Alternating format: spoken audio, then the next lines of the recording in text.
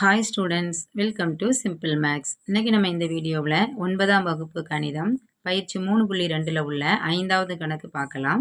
4வது கணக்கோட லிங்க் கீழே டிஸ்கிரிப்ஷன் பாக்ஸில் இருக்குது. உங்களுக்கு வேணும்னா நீங்கள் அதை எடுத்து யூஸ் பண்ணிக்கலாம்.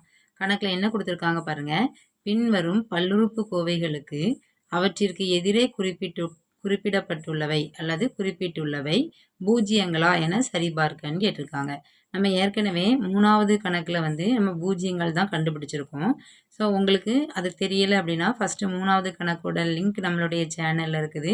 அதை நீங்கள் எடுத்து பார்த்துட்டு அதுக்கப்புறம் இதை பார்த்தீங்கன்னா உங்களுக்கு ரொம்ப ஈஸியாக புரிஞ்சிடும். ஓகேவா? இப்போ இதில் என்ன கொடுத்துருக்காங்கன்னா, இதில் ஒரு அதுக்கு எதிரே ஒரு வேல்யூ கொடுத்துருக்காங்க. எக்ஸுக்கு ஒரு வேல்யூ கொடுத்துருக்காங்க.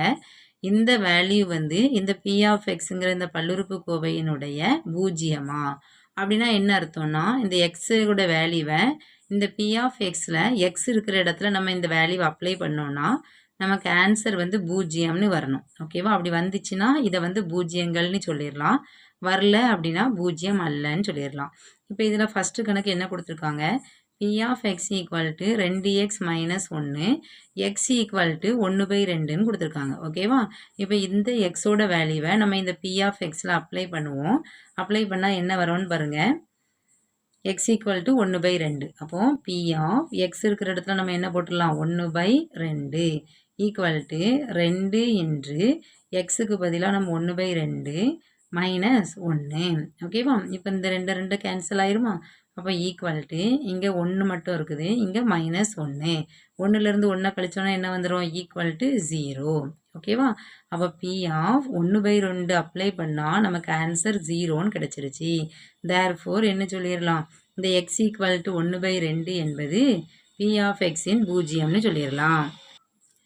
therefore x equal to 2 என்பது p of x இன் பூஜ்ஜியம் ஆகும்னு எழுதியாச்சு. ஓகேவா? இப்போ இதே இதில் செகண்ட் கொஸ்டின் என்ன கேட்டிருக்காங்க பாருங்க.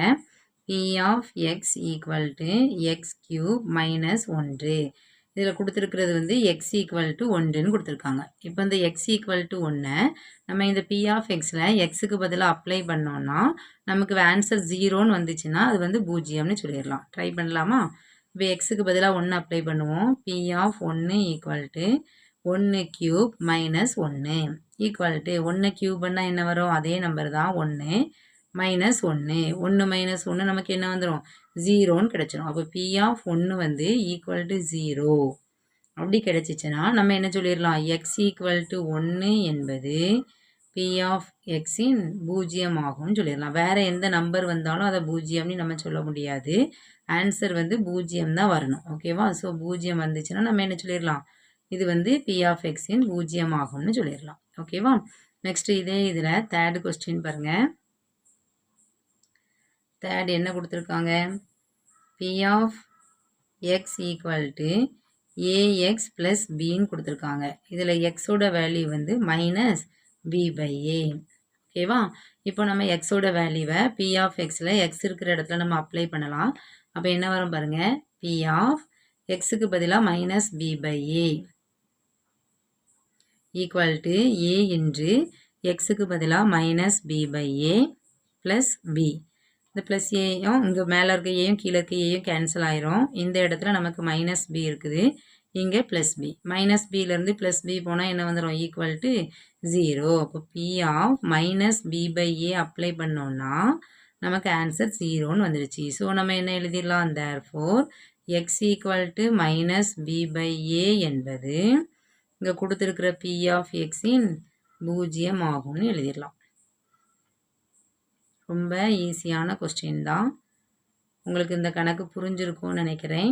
Next fourth one, P of X equal to x plus 3 into x minus 4. இதில் 2 வேல்யூ கொடுத்துருக்காங்க. எக்ஸுக்கு 4ங்கிற ஒரு வேல்யூ கொடுத்துருக்காங்க, எக்ஸுக்கு மைனஸ் 3. இந்த 2 வேல்யூவையும் இதில் அப்ளை பண்ணி பார்ப்போம். 2 வேல்யூவோட ஆன்சரும் நமக்கு 0ன்னு வந்துச்சுன்னா இந்த 2 அதனுடைய பூஜ்ஜியம்னு சொல்லிடலாம். ஓகேவா?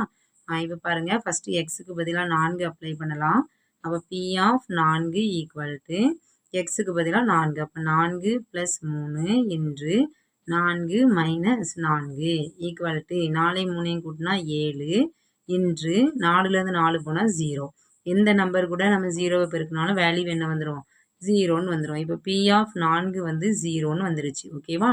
ஸோ 4 வந்து 0ன்னு கண்டுபிடிச்சாச்சு. அடுத்தால -3. அப்போ இதே P ஆஃப் எக்ஸில் அதை எடுத்து எழுதிடுவோம்.